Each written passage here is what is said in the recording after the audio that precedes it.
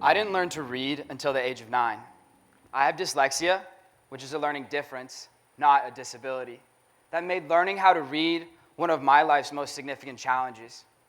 And the first book I ever read was Junie Jones and Her Big Fat Mouth, a story about a rebellious kindergartner who's having a rough week at school.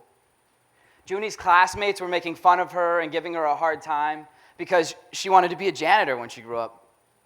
And I understood and I identified with these exact feelings of frustration and embarrassment in the classroom, but for a different reason, because I couldn't read. And I remember the moment that I read that book, I sprinted down the stairs and I burst into my parents' room and I said, "Mom, I can read. I can really read." And that was the most novel moment of my life, because it was the first time I had ever truly felt the power of knowledge. I had finally overcome this obstacle, this barrier that was holding me back from understanding myself and the world that I live in. Fast forward 15 years later, reading still remains one of the most novel parts of my life. And it has now become integral in my work as a public health student working with homeless populations. And it's at Boston University School of Public Health's Activist Lab where I found the people and the resources I needed to redefine and redesign my passion for reading and translate it into a project to uplift my new community. And this is where we founded Snacks and Short Stories. Snacks and Short Stories is a reading project with Boston University School of Public Health students and Boston community members suffering from homelessness. And over the summer of 2018, we met every Sunday morning, and we did exactly what it sounds like.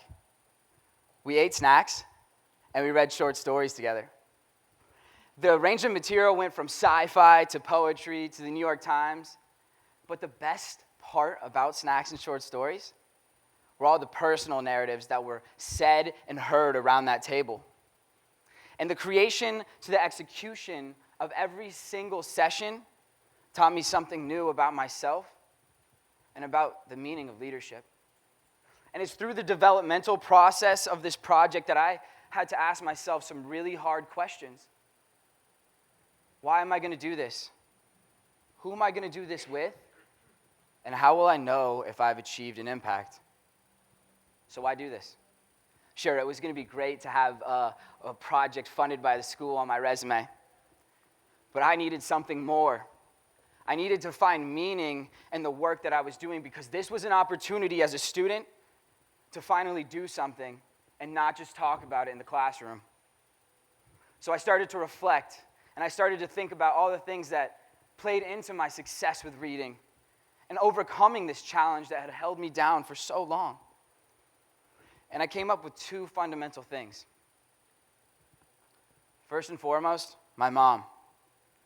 Having a parent who is willing and able to give up their life, to give their child all of the opportunities to have success at reading, a simple thing that we need to exist in this world, was absolutely paramount and critical in my development as a young man. And the second thing, my family had the resources to give me this.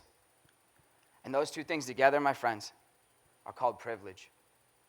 And coming to grips with my privilege fundamentally changed me. It made me see that we all suffer from something in our lives. We all struggle. But we don't all have the same access and adequate access to the resources and the people that we need when we suffer. And we get pushed down and we are hurting. That's the difference.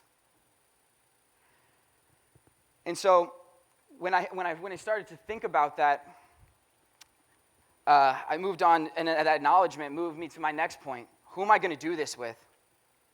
And that was a really hard thing to come up with. So I met with Dean Cox from the School of Public Health, where he advised us to go to this place called the Engagement Center.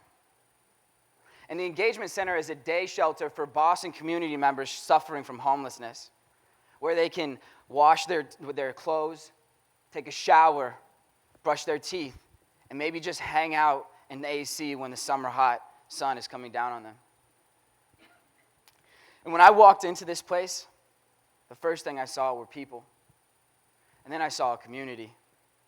And then I saw a community with an opportunity to become ingrained and integral in their lives, to deliver something of substance to people who are undervalued and underserved every single day in our communities. And this is when we found a home for Snacks and Short Stories. So, what did I learn? First and foremost, the stereotypes of homelessness are incorrect.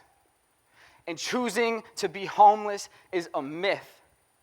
Because people who are suffering from homelessness are not dangerous, they are not lazy, and they are absolutely not irredeemable human beings. In fact, they are humans with a story, with needs, and a family just like all of us. And I know that because of this man in this picture. This is Pierre and my amazing teammate, Veronica. Pierre has been homeless now for about 2 years. And I can tell you, he's not an addict. He's not lazy. And he is absolutely not an irredeemable human being.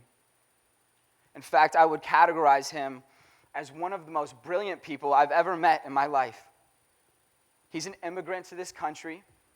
He speaks 3 languages, and he has a graduate degree in literature from Paris University. But when he immigrated to this country, he got in a car accident that left him in financial ruin and forced him into homelessness. And this man showed up to every single reading session of the summer. And he offered his insightful opinions, understandings, and really just general thoughts on philosophy and text. Every single one. He even recommended some that we should bring. He challenged me to see that our identities are not bound in the current circumstance in which we stand. In fact, our identities are bound and are the culmination of the entire journey that we travel in our lives. And the second thing that I learned from Snacks and Short Stories was the importance of meeting people, humans, where they are in their lives. And making those that are unheard, heard in a society that systematically dehumanizes and undervalues people suffering from homelessness. I know this because of our second session we had with Snacks and Short Stories when I met Diane. I don't have a picture of Diane, but her story is more important than any photo I could ever show you. She is in her late 40s. She has a beautiful heart. And I can tell you that she is a damn good reader. And when I met Diane on that second session, we were reading a story about the definition of home and what it means to have a home. And as Diane was reading out loud to us, describing a character walking endlessly to find their way back home, she stopped. She looked at me, she looked down, and she looked back at me, and she started to cry. And she said, "That's me. I'm lost in my life, and I'm unsure of what is next for me." This was my second session ever here. And there was this human being in front of me suffering so hard. And I had no skills, and I didn't know what to do. So I grabbed her hand. I gave her a couple minutes. And she regained her composure. And I can tell you that day, we ended that session on the most beautiful note ever. As we defined that home can mean both a physical and a mental place, but a home is not a home without the people that you love inside of it. And the third thing that I learned from Snacks and Short Stories, that reading with strangers has the power to leverage context of a book or a reading material in front of us to talk about our vulnerabilities, our identities, and all of the things that we don't normally talk about with each other. And I know this because on the last session of Snacks and Short Stories, I met Smooth. And when I met Smooth, he was really having a hard day. Because he had just gotten out of prison. And the night before I met him, all of his things were stolen from him at a homeless shelter. So I felt moved to ask Smooth if he wanted to eat a donut and read some poetry with us. And at first he was pretty hesitant. But then he peered over my shoulder and he saw the Dunkin' Donut box and he said, "Do you have Boston cream?" I smiled and I said, "Of course we have Boston cream. I mean, we live in Boston, right? That's only right." And so he smiled. He came over, he grabbed a donut, and ironically, he became the most active participant of the day. He shared with us his love for reading, his love for writing, and his love for poetry and making music. And throughout that session, I saw this man who was in complete desperation and anger change to gratitude and love and joy over the simple fact of reading with strangers. And as that session came to an end after almost 2 hours, Smooth looked at me with a tear in his eye, and he said, "Thank you so much for letting me sit here with you today, because you changed my whole day."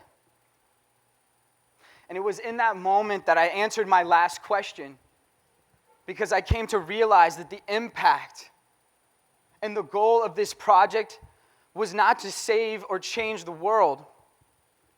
It was just to change one person's day, whether that be somebody else's or my own.